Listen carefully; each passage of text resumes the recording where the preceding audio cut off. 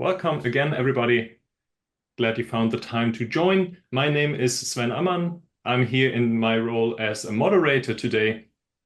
So it's my turn to introduce you to our workshop format. With our workshop, we aim for interaction, so we have a shared experience here.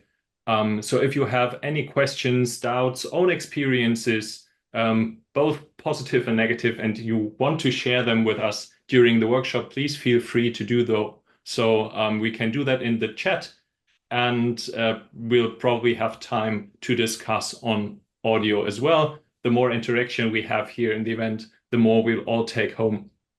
So please feel free to use this opportunity.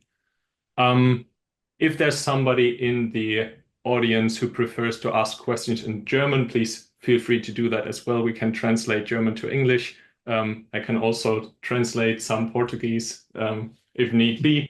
For all the other languages, I don't think we have somebody in the room to translate, so we'll have to make do with English.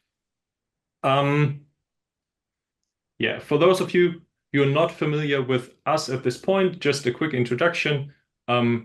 These workshops here are organized by CQSE. We're the company behind TeamScale, and we have a strong focus on all topics around software quality for about 15 years now. We've been working exclusively on software quality topics from Germany and for a couple of years now also from the US, with currently 62 full-time employees and a strong computer science background. Today, we're going to focus on the topic of continuous quality control, and what that is and how that works is best presented by our two speakers, Tobias and Tobias, who are from our quality control services team. So they are the experts to explain you how quality control works for us and with our tool TeamScale. And that this is a very interesting topic all across different domains and technologies is something that you prove here today by being present in the workshop. I brought here the logos of all the companies registered by last week. So I think this nicely shows how broad this topic is and how relevant it is in software development. So with no further ado, I'll say we jump into the workshop, and I hand over the stage to Tobias. Thank you so much, Sven, for the kind introduction. Hello also from my side. In this workshop today, we would like to show how a development team can keep the software they are developing at a high quality level at any time, and thereby be able to release a new version of their software with high quality at any time. We call this approach continuous quality control.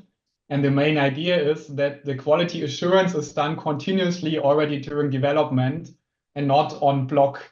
I'll show that how we suggest to do that later. Continuous quality control consists of 3 feedback loops: quality feedback for developers, quality feedback for reviewers, and quality feedback for the whole development team. And with the teams we are living this process, we see sustainable quality assurance and improvement over time. So that's what we want to do today, look into this continuous quality control. But before we do that, we'd like to introduce ourselves, that you know whom you are dealing with and from which context the experiences originate that we present during the workshop. 1 second. Now, my name is Tobias Röhm. I've developed software as a freelancer for several years, then did a PhD at the Technical University of Munich, where I dealt with topics like program comprehension and software analysis. And for several years now, I'm working as consultant for software quality at CQSE. And I have the honor to work together with my team continuously with around 40 development teams using different tech stacks working in different domains, always with the question about quality. How can we measure quality? How can we make quality transparent? But also, how can we integrate quality improvements in the development process to achieve a sustainable quality improvement over time? And I'm very glad that we can share the experiences and best practices that we have learned from that today in the workshop. And we don't only want to talk about them, but we also want to show you in some demos how this looks like for developers or reviewers in practice. And hence, I'm happy that my colleague Tobias is joining, who will show us that. Yeah, hello from my side as well. I'm the other Toby here in this call, and I did my master's here in Paderborn, where I'm sitting right now, like 2 years ago, and started directly here at CQSE since I did my master's thesis with CQSE. And I joined CQSE as a developer and as a consultant in the other Tobias team. And currently, I'm a 100% consultant supporting different of these 40 teams in doing quality control, introducing quality control, and so on and so on. And yeah, in the near future, here in this talk, I will show you some demo part, some live demo in team scale. And yeah, so let's get started, and I hand over back to Tobias. Thank you. Let's get started. I'm working now for around 25 years in the software industry, and there have been some interesting developments in the last years. And I'm not talking about AI in that here. I think we have other occasions where we can talk about that. I brought you 3 examples of what I mean by that.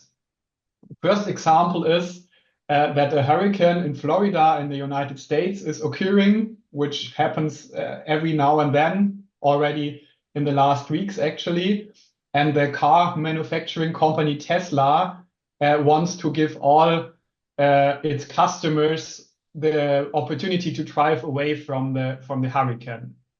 I don't know if you know, there is a technical maximal range a Tesla car can go, but not all customers have access to that because there are on the software side some limitations depending on which package a customer has bought. But Tesla wants to give every customer in that area in Florida the full technical range to drive away from the hurricane. And what they do in order to implement that, they do an over-the-air update that deactivates the software limitations for those customers.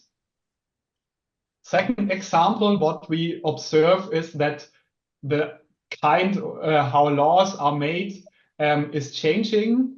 A few years back, there were usually, if a new law was made by in Germany or also at other countries, there was some software development teams had some time to implement the law because it was known half a year or a year in advance that a new law is coming and how it looks like. Now in times of COVID, but also afterwards, we see that often laws are passed that are backdated, that are all in effect either immediately when the law was passed or already back in time. And from a perspective of a software development team that wants to implement those laws or the calculation, for example, based on those laws, have to be very fast to update their software and based on new laws in that the software is compliant to the laws. And third example is that we see that more and more time-critical security vulnerabilities are detected. I brought here the example of Log4Shell a few years back, where a major security vulnerability was detected in a widely used Java library. And obviously, development teams that use that library want as fast as possible to analyze whether their software is vulnerable to the security vulnerability and provide a new version of the software with a security patch for that. We see in such scenarios actually as a software development team, we have to be able to release a new version of our software at any time, because we don't know when the next hurricane will come or when the next security vulnerability will be detected.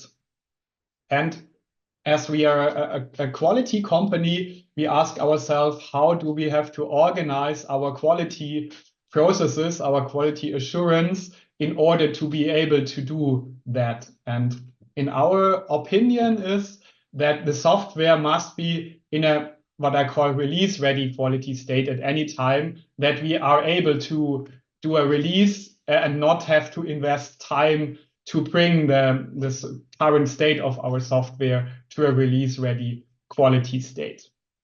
So how can we achieve that? I brought you a counterexample, which I called traditional quality assurance process.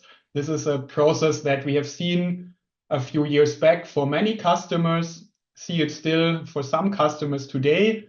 And the main idea is that the development team develops new features, for example, for certain weeks or months. Then the development is stopped and quality assurance is done. For example, static code analysis is executed and the findings are fixed that are found here, or that tests are done and the bugs found are fixed. Then a release is done, and then this process starts anew.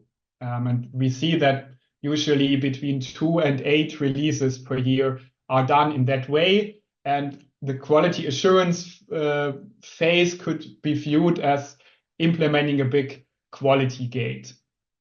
But what we see is that this is a rather low process, and especially the software is not at any time in a release-ready quality state, because it needs this quality assurance time to bring the software on a release-ready quality state. So how could we do better, and how do we recommend as continuous quality control process? So first, what we recommend is to do the quality assurance not on the level of the whole system, but break it down on the ticket level, what is visualized here. And the ticket could be a new feature or a bug fix or something. So what we do is the quality assurance is done on this ticket level as it is visualized here. And with the idea that we use a release train strategy where we do a release every few weeks and release all the features that are, or the tickets that are ready and have a release ready quality state, we release, and all the tickets that are not yet ready that are moved to the next release. Thereby we parallelize the quality assurance activity and do it earlier or shift it left. We can even go one step further, that we merge development activities and quality assurance activities to make it even faster. So what do I mean by that? For example, is that we do static code analysis already while a developer is programming and give them a fast feedback whether there are still quality deficits in the codes they're writing, or that we execute our test suite whenever new code is checked into the version control repository to give a feedback whether all tests are run successfully or if some tests are failing. And as I've said, so this is doing quality assurance even further. And in order to ensure that the software is already on a release-ready quality state, we check when a ticket is ready, we check then whether the ticket implementation is release ready or has a quality that is release ready. And I visualize this with a lightweight quality door, which is way more focused on the implementation of the current ticket. And if we do that for every ticket and also for our main line, we get this property that the software is already always in a release-ready quality state. If you wonder how that can be technically implemented, we use Git-based workflows where each ticket is implemented on a feature branch to do that. And then before we merge a feature branch in a main branch, we do this quality door quality checks. So that's the main idea behind continuous quality control. And we'd like to show you with some examples from our own development, but also from customer developments, how this could be implemented. As I already said, the continuous quality control consists of 3 feedback loops. In our experience, we can visualize quality as feedback loops, and we have 3 feedback loops here. One is feedback for developers, one for reviewers, and one for the development team. This is what we'll have a look at together now. And at the end, I'll talk a little bit about the benefits and impacts of continuous quality control and how this could be introduced for teams that don't yet work in such a mode. So we start with the first feedback loop. The idea here is that we use static code analysis to support developers during their work when they are programming to avoid bugs and quality deficits. So I have visualized that here, developers that work on code, we do a quality analysis on the changes that are doing and provide the analysis results to them. We'll see that in the demo how that looks like. But before we do that, I'll give you a short idea on what I mean when I talk about static code analysis. I think that could be a talk on its own, but just to give you a little bit of an idea, what we mean by that is that we analyze and find clones, like copies of the same code that is several times in the code base. And therefore, if I want, for example, to fix a bug, I should do that in all of the copies, or that increases maintenance costs. Another example are bug patterns, like a missing null pointer check, for example, before dereferencing a variable, which might lead to a bug or a failure later in production if I don't take care of that. Another example is code structure, meaning code methods that are very long or very deeply nested, making it difficult for developers to understand the code, especially for new developers, or also to test the code completely. And another example here is architecture violations, meaning that the implemented architecture deviates from the architecture idea that the software architect had in mind. For example, if I think of a classic 3-layered system with a user interface layer, a business logic layer, and a data layer, when the code of the data layer is depending on the UI layer or vice versa, thereby bypassing the layered architecture idea. And there are a lot of more types of static code analysis, like violation of guidelines or naming conventions. What I think we can summarize that static code analysis creates a transparency about the quality of the code, and about the architecture, how much quality deficits are there, how much technical depth is there, and how this can be used to give this fast feedback to a developer. Tobias will show now in a first demo. Yeah, exactly. Thank you. So now in this first demo part, I want to show you how this first feedback cycle is working for a developer. So now I'm jumping into the role of a developer of a project. But before that, let me quickly explain to you how this demo setup is working here. So we now imagine we are working in a project called Digital Bank, which is basically an open source banking web application. And this code is stored in a GitLab. And the code for within this GitLab is also checked out in our IDE, which is IntelliJ in this case. And both the GitLab code or GitLab is connected to our TeamScale server, and the IDE is connected to Teamscale as well via a plugin. So the Teamscale plugin for IntelliJ, which is available on the marketplace. So there's communication between Teamscale and GitLab and Teamscale and the IDE here. So first for this, for this workflow that we want to do here.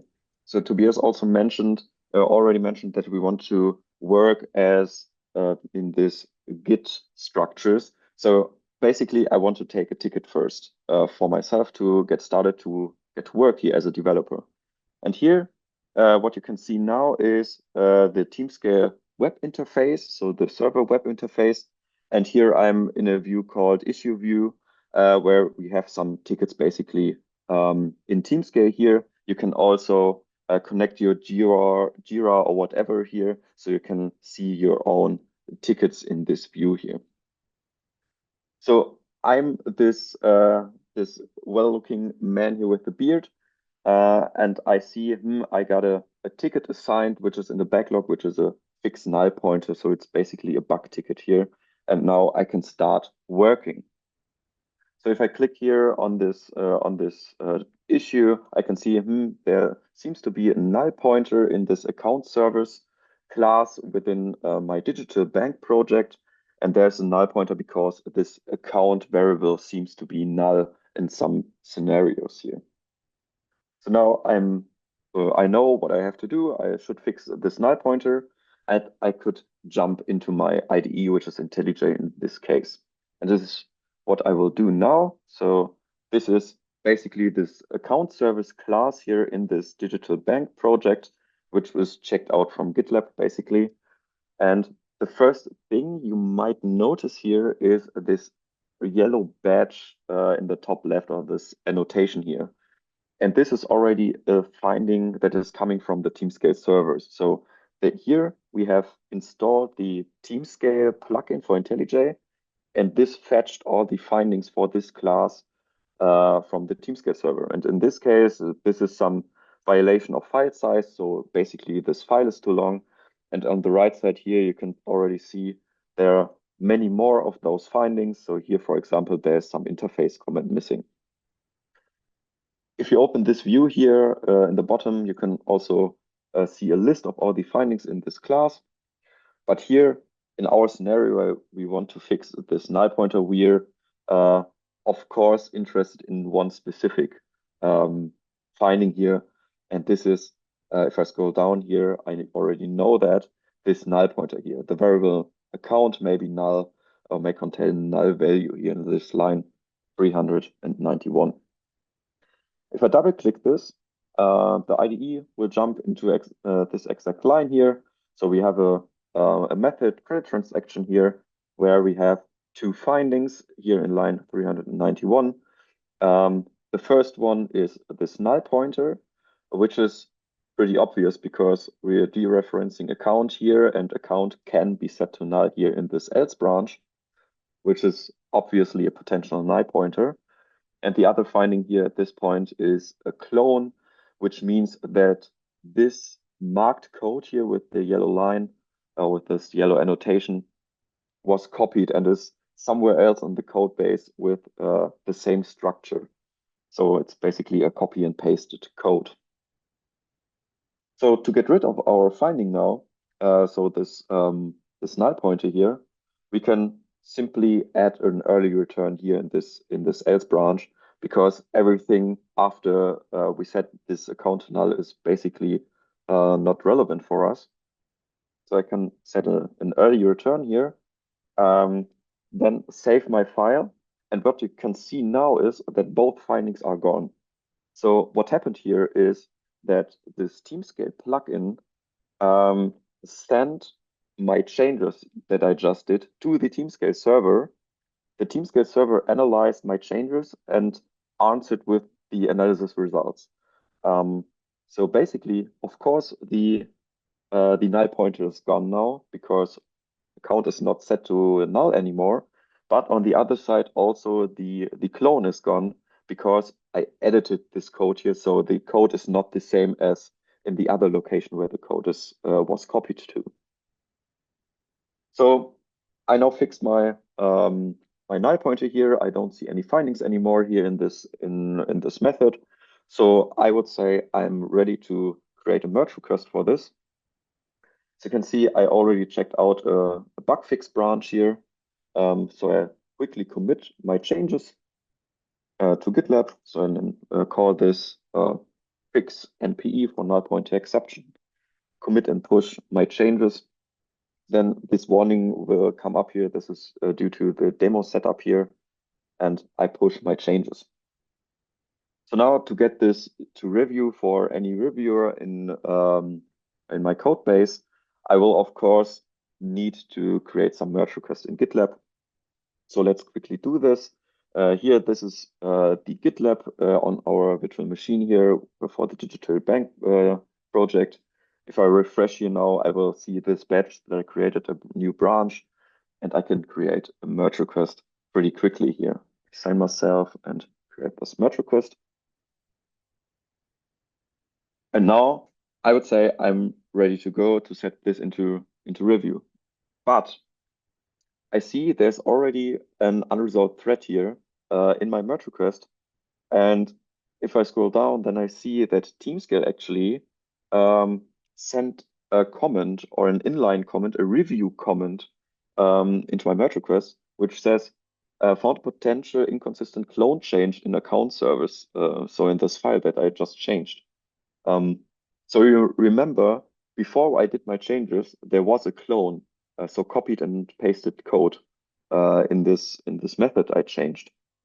And TeamScan now tells me, do you really want to do this change only in one of the two clones, or maybe in the other clone as well? So if I open here this view in TeamScale, then I will see the commit that I just did, this fix NPE. And here we have an alert, a so-called alert for this inconsistent clone. And if I click here on broken clone, then I will see exactly what the issue here is, which is we have the same code in two different locations in the same file, actually here in this account service file, in line 380-ish and 440 and some other lines. But I also see that in the clone that I did not touch here on the left side, there's still this null pointer because obviously I did not add the fix here as well. So TeamScale told me, you did a bug fix. Do you really want to do this in one side only, or fix it in the other side as well? Which is pretty cool actually, because now I know as a developer, yeah, there's another null pointer. I should fix this as well. So now I can simply jump back into my IDE because I know where the other null pointer is now, which is actually the method below the transaction method that I just did, which is here. And I can add my bug fix here as well. Save, and the finding is gone. So the null pointer finding is gone, but the clone is here again, because obviously we now have the same code in two locations again. So if I think into the future, I do not want to do bug fixes twice for every code clone I have in my code base. So to get rid of this need to do bug fixes multiple times, I should remove this clone. And what I can do here is to simply extract all the code here that is cloned, actually a little more, so everything between these two log statements, and simply extract a method. So I just extract a method here and call this method doTransaction like this, and add some braces here so TeamScale does not raise any finding. And then I can call this doTransaction method here in this debit transaction where the second bug fix was in, and in the first method, this credit transaction where the first bug fix was in. And now, as you can see, the clones are gone, my two null pointer findings are gone, and the code is clean for this. Now I'm ready to commit again. So now I can call this like fix alert because I fixed a potential clone change or inconsistent clone change, commit and push again. Then I will push this to my merge request. So my changes should now come up here in my merge request. We can already see here that I changed my file again. And as I know that I fixed this alert here, I can resolve this thread. And if I refresh now, then I will see here some TeamScale badge that tells me, hey, you had an alert here, but you fixed 4 findings, so the 2 null pointers and the 2 clones. And this way, TeamScale gave me 2 kinds of feedback here during development. First of all, the direct feedback in my IDE, where I see how findings were removed or new findings pop up when I saved my file within seconds. And on the other side here in my merge request, where TeamScale analyzed the merge request and then adds some inline comments or review comments here as an automated reviewer. So now I can set this into review from my side. So I'm done with development. And this concludes the first feedback loop here. So now I could hand over back to Tobias. Thank you, Tobias. Before we go on, and because I've seen that some colleagues who are developing in the sub area with ABAP, I just want to add that this demo was done now using Git and like in a non-sub way, but we can also set up a similar workflows based on Eclipse and the sub transport system. If you're interested in that, please let us know later. Then we can also show that how this looks in the SAP space. We continue with the second feedback loop, where the idea is that we use static code analysis and test cap analysis, which I'll introduce in a minute, to enable efficient code reviews. I also schematically have drawn that here.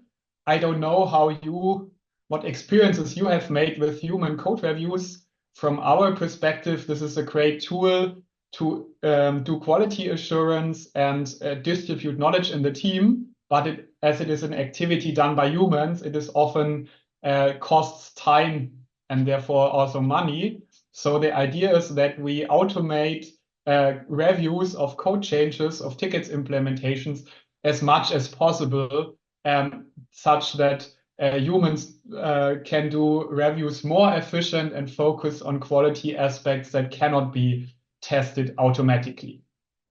And so what we do is, similarly as we have already seen in the demo for the developer, we annotate findings from static code analysis to pull requests, and this enables a reviewer also. In our development, we do reviews on the level on pull requests. So as a reviewer, I can also access this information and look into the findings here, and then decide whether I continue with the review or if I give the ticket back to the developer and ask him to fix the findings from static code analysis before I proceed with my code review. That is what we have already seen in the demo. I don't know what usually as a reviewer, we are looking into these 2 questions. The first one is the ticket I'm implementing, is it implemented correctly and completely? And second question is, did anything break? Like, did I break logic? Obviously not with if I want to. If I break logic like other functionality during the changes for implementing the ticket. And usually we use automated tests in order to answer those questions as a safety net. So my expectation would be that the developer who implemented a ticket already added 1 or more test cases in order to check whether the implementation is correct, and also that we have a safety net of test cases for other logic that has been implemented, which I can execute in order to answer that question as a reviewer. So what we do is we execute the unit test suite whenever a commit is made to the version control system, and also annotate the result of the test run to the pull request that I, as a reviewer, am currently reviewing. And here I've brought an example from our own development where we see that the test suite of around 4,300 tests was executed and 5 tests failed. And again, I, as a reviewer, can now have a look at those tests and decide if I proceed with my review or if I ask the developer to look into the failed tests and fix them before I proceed with the reviews. So how would that be? How would that be if no test would have failed here? If we would have get the feedback test suite was executed, 0 tests failed. Would we be satisfied with that as a reviewer, and be conscious that the implementation was good? Obviously, that depends how well our test suite is. Like, if we covered all the code changes that we did during the ticket implementation by tests or not. And that is a question that often arises during reviews, but also during other testing activities. So that is something we also automate to help the reviewer get an idea how complete the test coverage is. And this is what we do with a test gap analysis. The idea is that whenever I do a code change, I have a small risk of introducing a bug into the code base, obviously not on purpose, but by overseeing something. And if I don't test the code change after I do it, then I cannot find if there is a bug into that. So what we want to know is, do we have code that we have changed or added, but that has not been tested? And test gap analysis now answers these questions and identifies such untested code changes using 2 kinds of data. The first are what code has been changed. This is something that we read from the version control history. And on the other hand, what code has been executed during tests. This is what we measure by recording test coverage during our tests. And then we combine both of these data to identify test gaps, untested code changes. I've brought you an example here of a code base.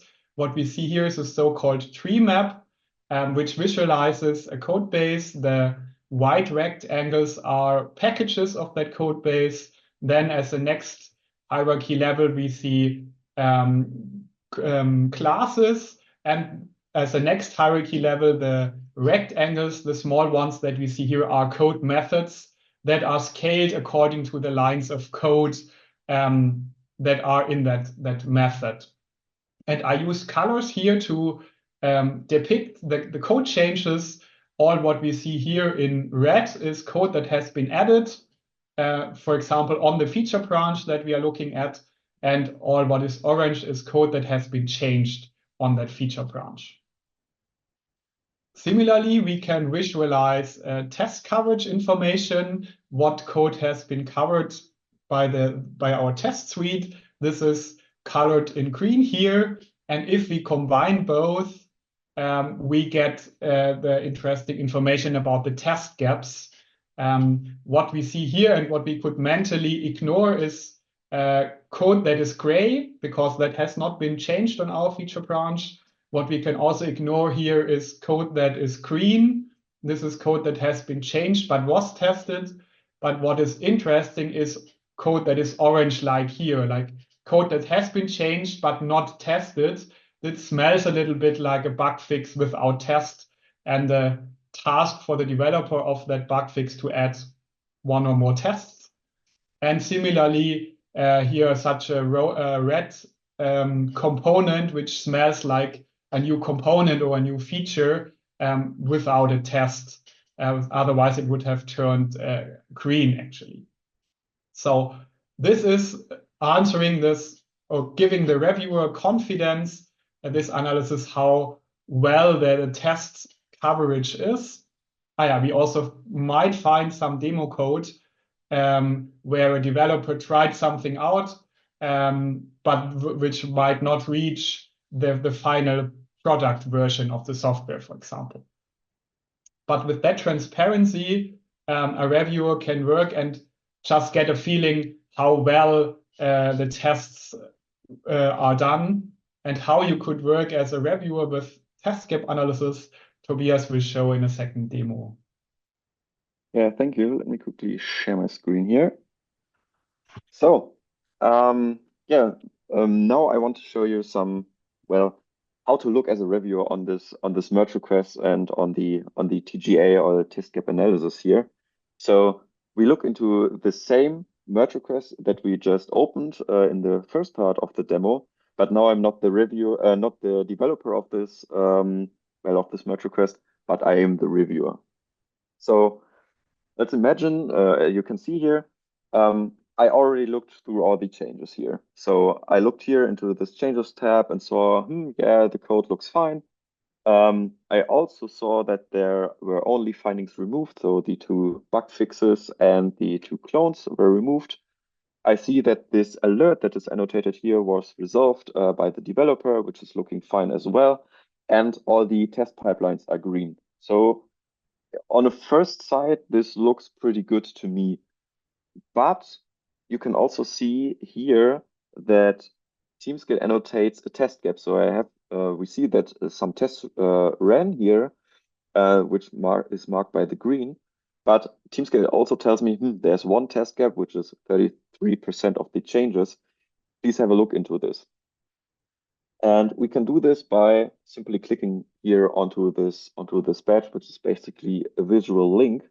And if I do so, then the TeamScale representation of the merge request, so the merge request within TeamScale here in activity merge request will open. So this is my fixed NPE merge request. I can see my my commits that I did some minutes ago, and I can also see that there were some manual tests executed, and the test coverage was uploaded here to TeamScale. Now, the interesting part for me now is that I want to have a look into those test gaps. And if I open this tab here with test gaps, I can see the changes in a tree map like we saw in the slides some seconds ago, but only covering the changes that were introduced here in this merge request. So on this bug fix branch here. So if I disable or hide all the test coverage here for a second, you can see the changes that we did. So we have in orange, so changed methods, this debit transaction method and the credit transaction method. And in red, so a new method, is this do transaction method. And this is rather large because if you remember, I extracted this large logic part of the 2 methods into this do transaction method here. So this is new, and the orange parts are changed mesh methods in this branch. And if I now enable the test coverage again, then we can see the actual test gap. So in green, those are the methods that were changed and then covered by test. So we have the credit transaction method here, and this was, as it states here, tested after the latest modification. And as we call the do transaction method in the credit transaction method, of course, the do transaction method is also green here, so it was executed. But we can see that this debit transaction method was not covered by any tests. So I would like to have a look into the changes here as a reviewer. So I can click here and open this method, see the method history, but I'm interested in the actual code changes. There we have some compare view here, and we can see here on the right side the changed version of the code, and on the left side the original version of the code. So we changed all this on the left side to this here, and on the right side this code was not tested. So now as a reviewer, I can go back to my developer, to the developer who implemented this bug fix here, and tell them, hey, okay, team scale told me all the findings are gone and so on, which is good, but there is one test gap, which is pretty critical potentially, since remember we are in a banking context and there's a method called debit transaction that was not tested. Mm, I would say we should add a test for this, so I can send back the this ticket here to the developer, so they can add some test case here. So as a reviewer, I would be done here. Of course, if you think about it, um, this test cap was already annotated here in the merge request, so the developer should have seen this test cap beforehand. But in this case, they did not, so I can send back the ticket here into rework or whatever the status then will be. So this would be the second feedback loop, so the feedback for the reviewer, supported by TeamScale here in the merge request. And with that, I could hand over back to Tobias. Thank you. We started off this feedback loop by saying that we want to support the reviewers, and we have seen now how we can use static analysis and test cap analysis to automate that. And now we are at the goal that the human reviewer can do efficient reviews. So how internally we have the policy that the human review only starts when there are no findings from static code analysis and no test gaps, ensuring already a high input quality of the code that is to be reviewed, and helping the human reviewer to focus on quality aspects that cannot be checked by automated analysis, like whether the ticket is implemented correctly and completely, or as it is here, the example, whether the order of the parameters of a method signature are in an understandable way, or if they should be reordered. We have talked now a lot of developers should do that and reviewers should do that. What is very important in our experience is that we get the developers and reviewers on board and create awareness about quality and help them to live all these processes that we have seen so far, the previous two feedback loops. So we have a third feedback loop where we use quality retrospectives, which are regular workshops where we talk about quality in order to get the teams on board and align the development teams for continuous quality assurance and improvement. I depicted that here. What we do here is that we introduce a new role, which we call quality engineer, meaning a person that regularly looks also at the quality analysis that we have seen, that sharpens the configuration of those, and that prepares these quality retrospectives, these workshops about quality, which I will talk in a minute in more detail, always with the goal to create awareness about quality, to create transparency, but also to create a discussion platform about quality topics in the team. What do we do in such a quality retrospective? I said we look at trends. So I brought you an example here. On the top left, we see a trend of how the code base evolves over time, and how the findings from static code analysis, which are depicted here in orange, are developing over time.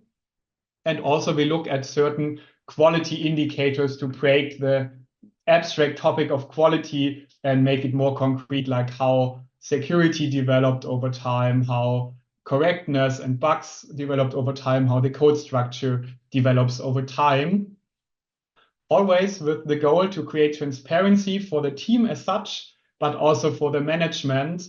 And when the quality gets negative or worse, just to identify when countermeasures that should be done to improve the quality.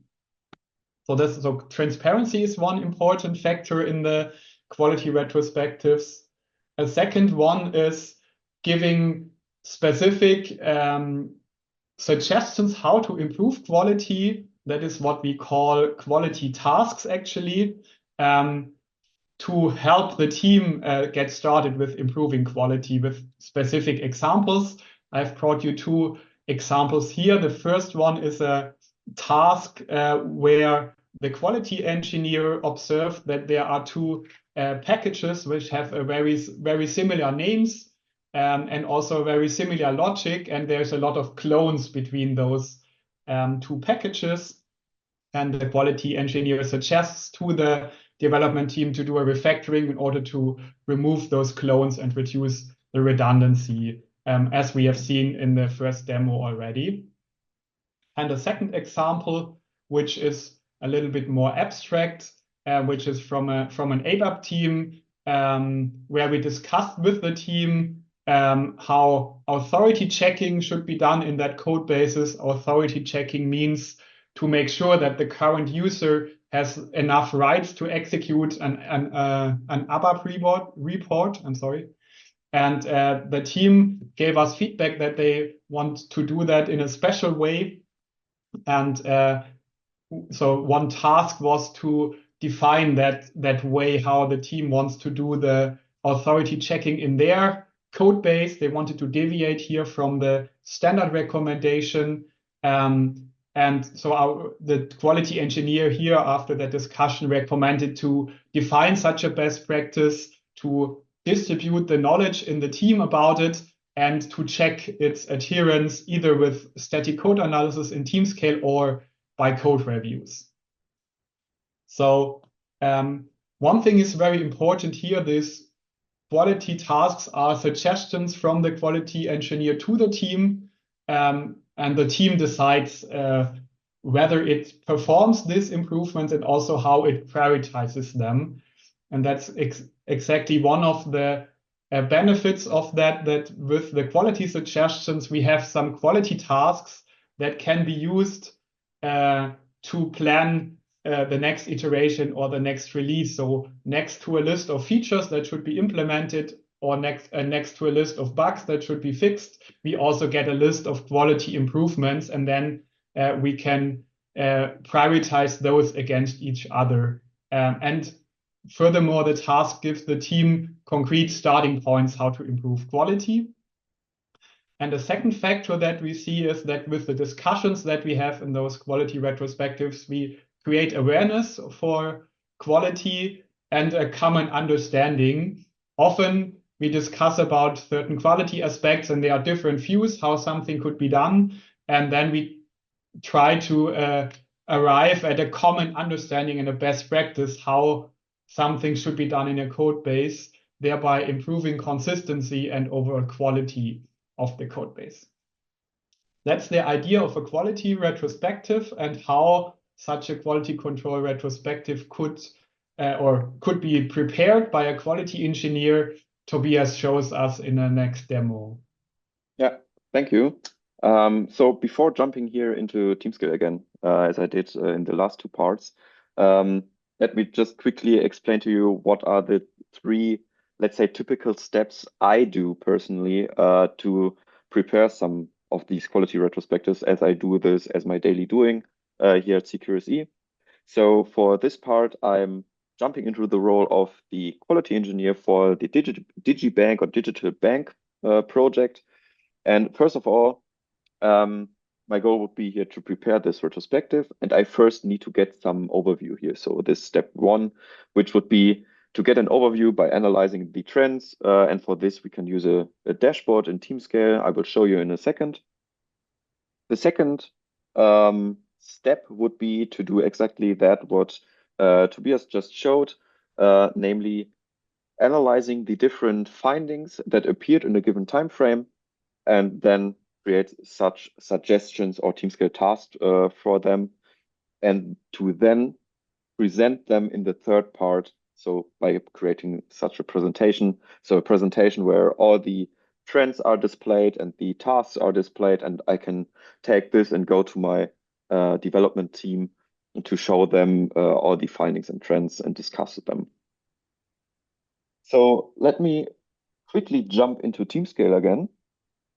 So here, let's start with the first part or the first step, which is getting an overview, basically. So for now, we want to do or want to create such a retrospective for the time frame for this DigiBank project, for the time frame from the latest release, which is the release 2.1 until now, so until today.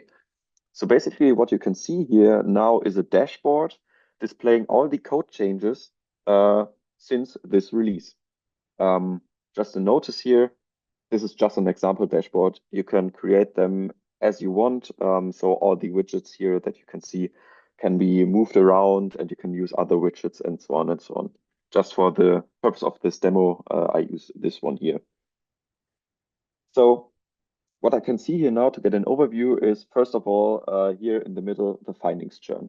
So this tells me that since this release 2.1, there were 9 new findings introduced, while only 1 finding was removed. So we should have a look into the new findings.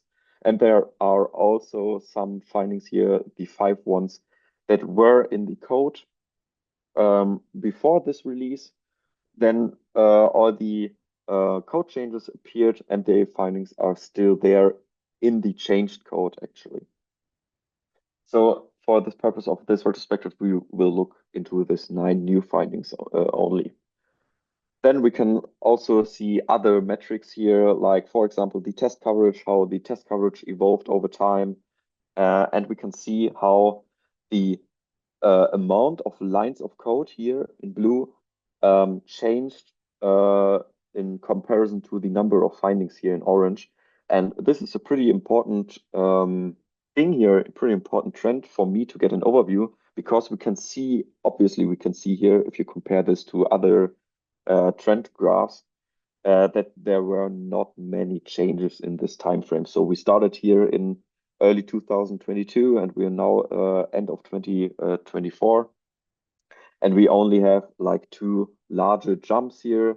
And the lines of code went down a bit, but the number of findings went up a bit. So this is something we should talk about in this presentation for the development team. And then we have also some metrics here. For example, file size assessment. So you remember this file size finding in the IDE in the beginning. This would be covered by this metric, clone coverages, and so on and so on. You can freely determine metrics here to be displayed, and you can see how these metrics evolved since this latest release. So red arrow means the metric has deteriorated. Yeah, so it went down, or it was improved here in green. And last one here for me is also pretty interesting, would be the test gap tree map here. So here you can see the whole code base, and in orange you see the changes that happened since the latest release, and in green the changes that were already tested. And we can see this is only this credit transaction method that we also saw covered in the merge request, if you remember. So to sum up, we see there was not too much development here, but we should have a look into the 9 new findings. So this would be it for the first step. The second step would be to go into these findings in detail and create those suggestions and tasks. And for this, I can simply click here onto this badge to open a so-called data perspective. And here you can see all the new findings that were introduced since the latest release. And we see most of the findings are already covered by such tasks here, which is indicated by this little symbol here, except these 2 here on top, which are 2 clone findings. So my goal now would be to add all the findings here to some tasks, which would mean here that I need to add these 2 findings to a task now, since all others are already covered.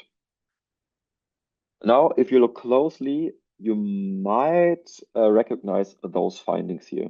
So if you look down here on the bottom of the list, we have 2 null pointer findings, and those are the null pointer findings that we fixed in the account service on a branch. So the branch is not yet merged here. And the 2 clone findings here on top are exactly the two clone findings that we fixed on our branch as well. So I know now that these two clone findings can be fixed together with the two null pointers. So to keep things short here for the demo, I can simply mark these findings here, right-click them, and add them to the same task like the null pointer finding here, since I know we can fix them together.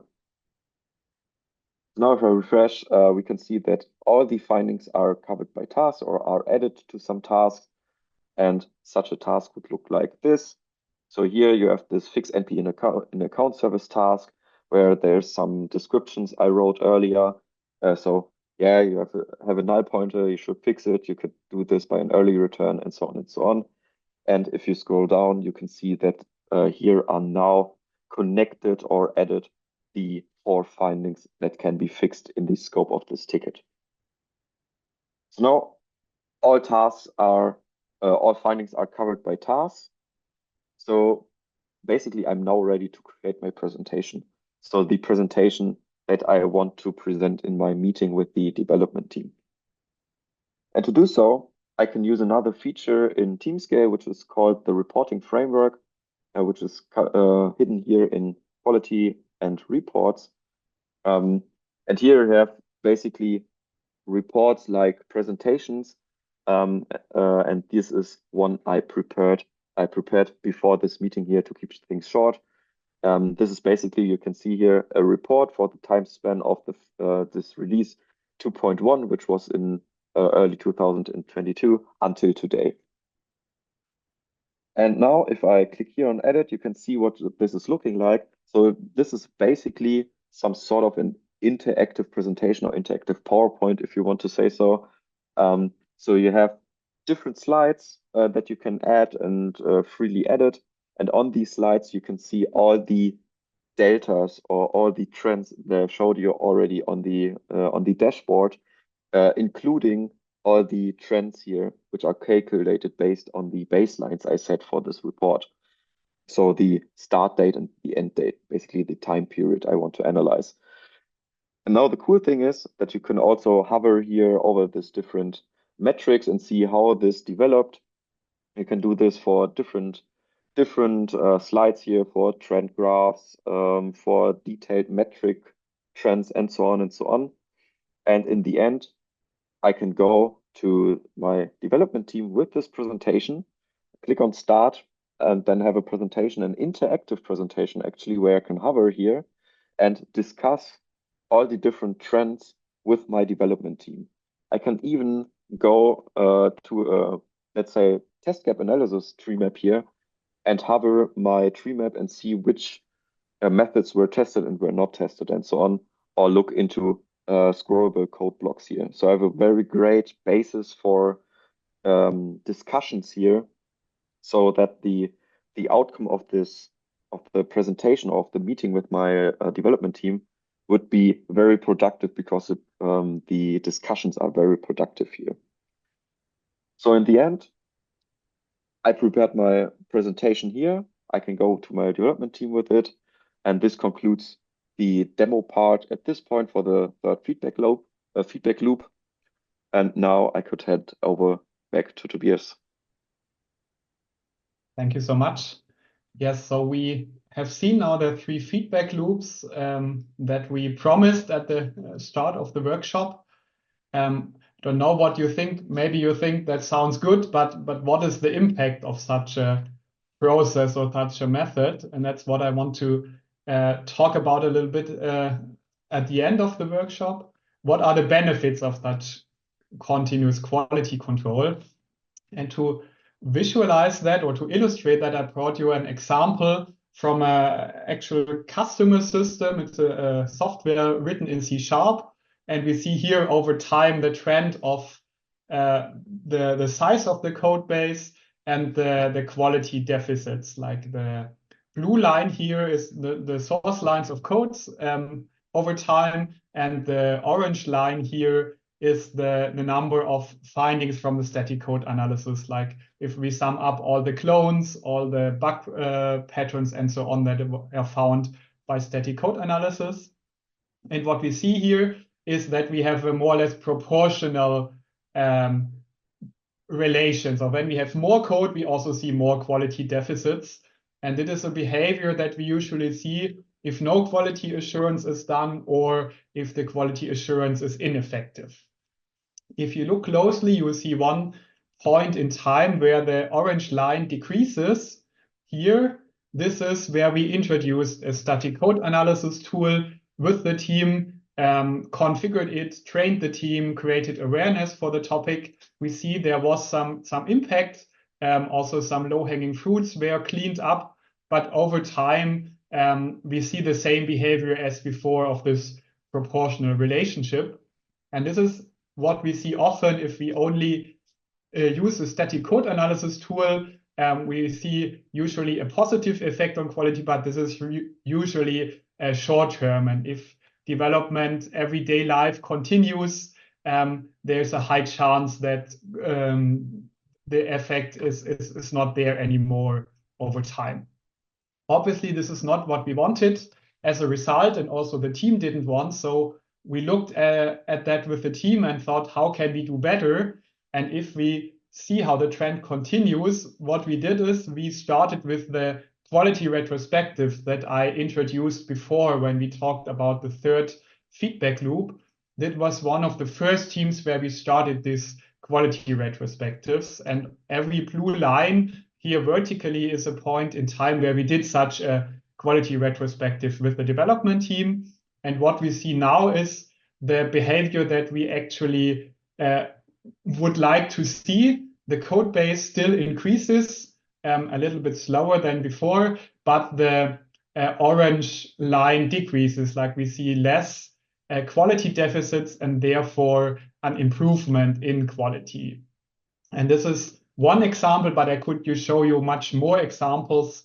And the experience is that we need a combination of a tool doing quality analysis and an integration into the process, which are the retrospectives, to achieve a positive and lasting effect on quality. We are also often asked, how does this look like in specific numbers of effort or return on investment? That's something we also had a look at with one of our customers, Munich Re.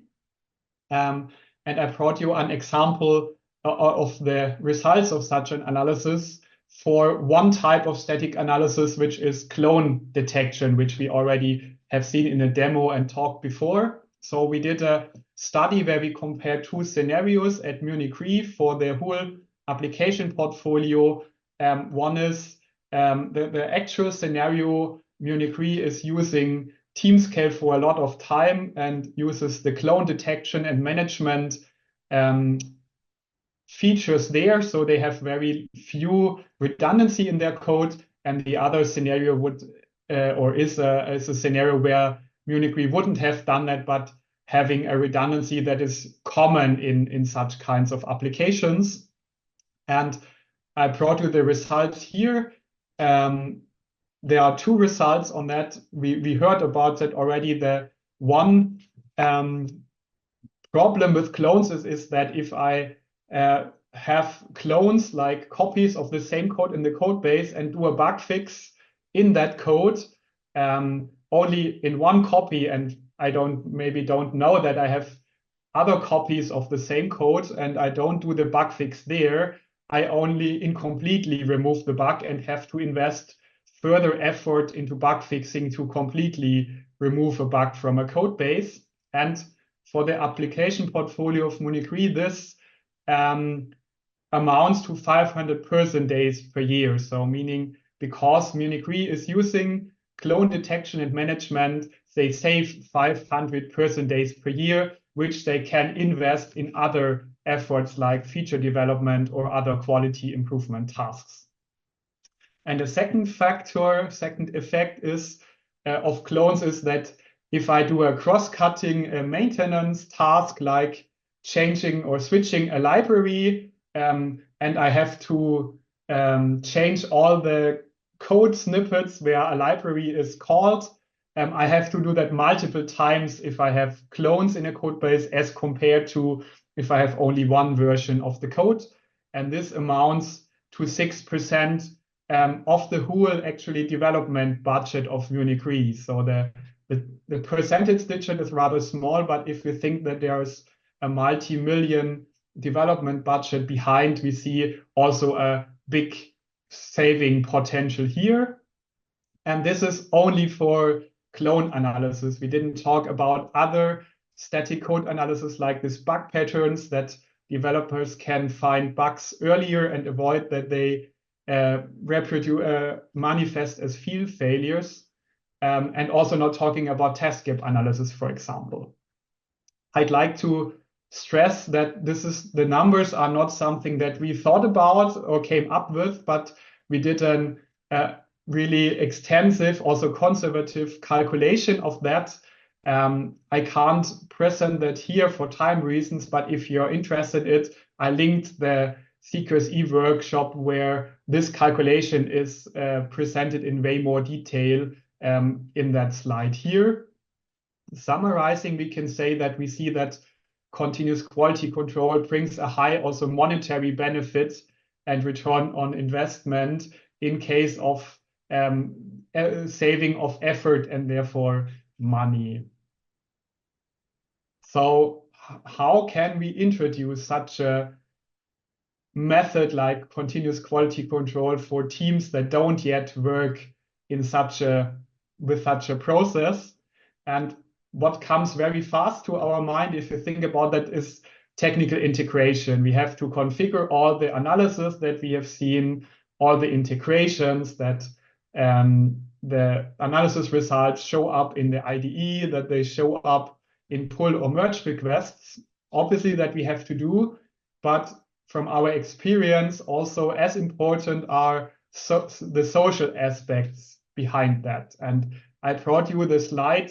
The first slide that we show every team when we start to work with it is that one, which we called "We are not the quality police" there. So the background is if you start with such quality analysis on a code base a team is developing for some months or most often years, you will find a lot of results or findings in static code analysis. You will find a lot of test gaps usually, which is normal because you are starting off with that only now, and the team might not have known before about this quality best practices. So it's really important to communicate that we will not use scapegoats or blame people about bad quality, but we want to look together with the team on the quality currently of the code base of the software and see if there are quality problems or risk for the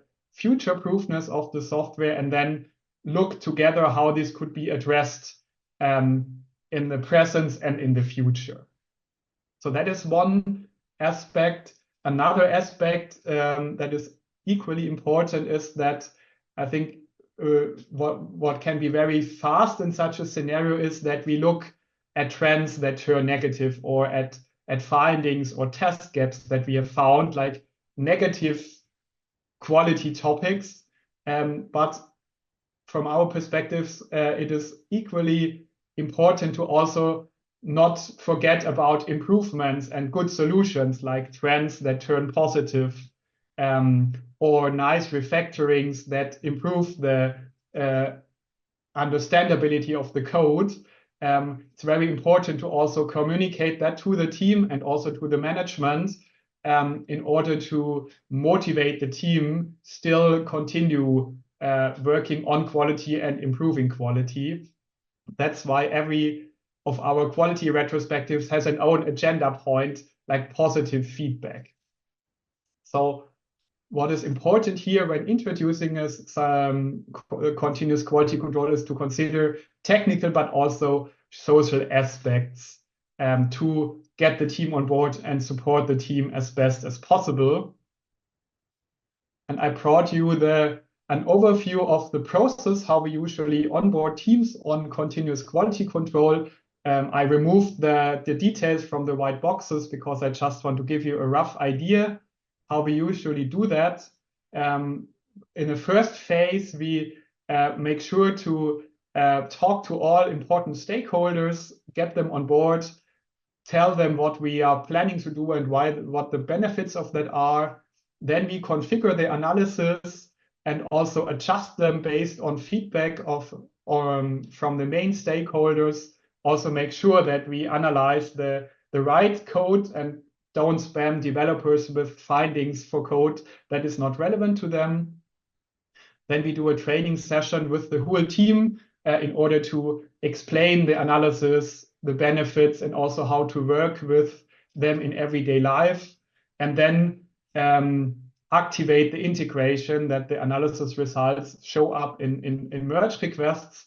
And then finally, we go over in a continuous quality control mode where we do the quality retrospectives as we have seen regularly.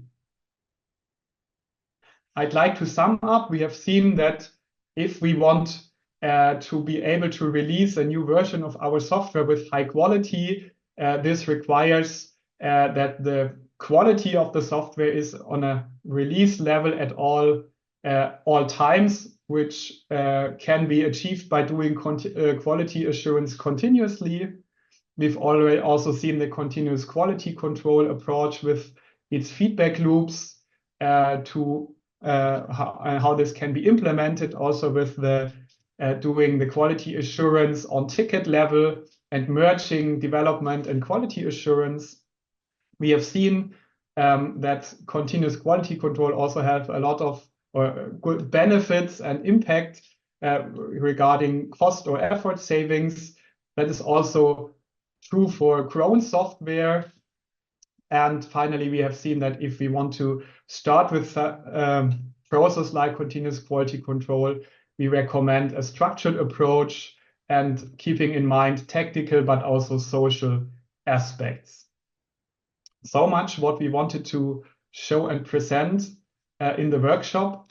Thank you very much for the attention, and I'm curious if you have questions or comments on that.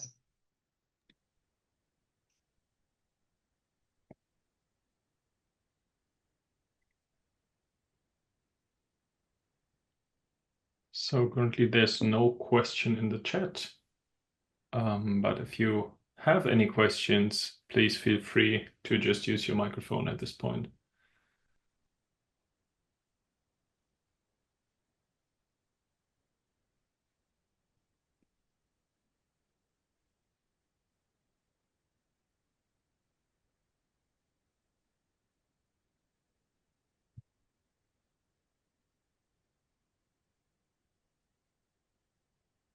Okay. Seems like this is not the case. Then maybe offer if you're interested and might maybe not want to discuss this in a greater group or something, we are happy to answer questions or brainstorm how such an approach could be introduced in your context with your team. I put our contacts here, so you could reach us via email or also via the page linked here.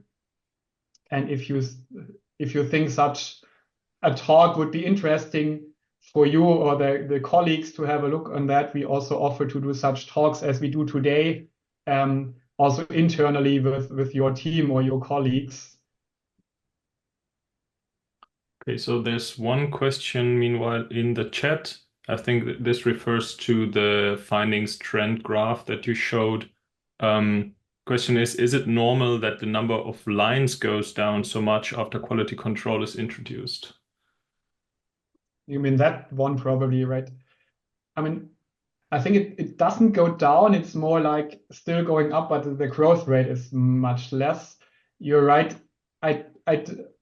That's at least not, I don't think there's a hard correlation here, actually. I think in that case, it was so that the growth rate was going down actually from the point in time where we started with the quality control retrospectives, but that is no no normal behavior or no usual behavior or no standard behavior. I think that sometimes we see that it continues to grow in a similar way. I think it's the main factor here is the phase where the team is currently, if they are like in initial development or go into a more maintaining mode. I think that is not from my experience, not an effect of the quality control retrospectives that to limit, so to speak, the growth of the application. I think it's a coincidence here that both points in time fall together. Actually, this is some something that we want to achieve. So the best case, what you can have in such graphs here is some sort of an X.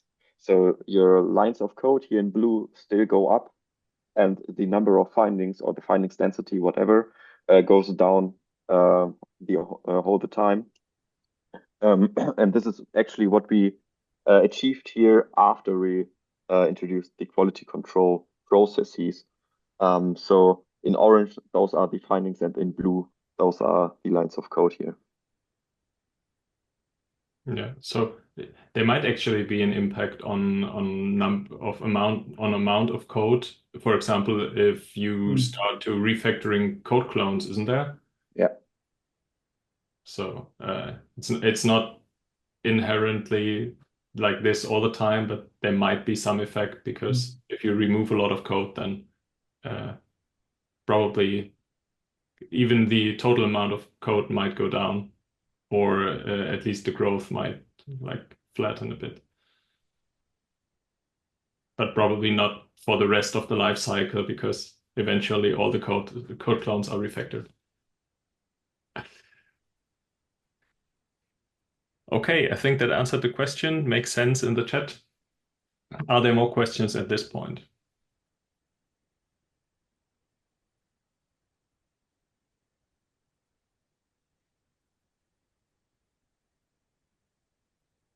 Okay, then I'll grab back the screen, and all that's left for me to say is thank you very much for your attention. We'd like to have a little bit of feedback from your side, how you liked our event in the workshop, and we'll be starting a poll right now. So you can leave something for us if you want. We'd very much appreciate it. Apart from that, yeah, all that's left for me to say again is thank you very much, Tobias and Tobias. Thank you very much for participating, everybody, and for asking the questions now in the end. I hope you could take something from the workshop, and if there should arise more questions, please feel free to reach out, and we'll be happy to answering these questions. We'll also be hanging around for a couple more minutes in case there should be some questions in your head at this point. Yeah. Anyways, for everybody else who wants to head on maybe to breakfast in Brazil or to lunch now in Germany, thanks again for joining, and hope to see you next time.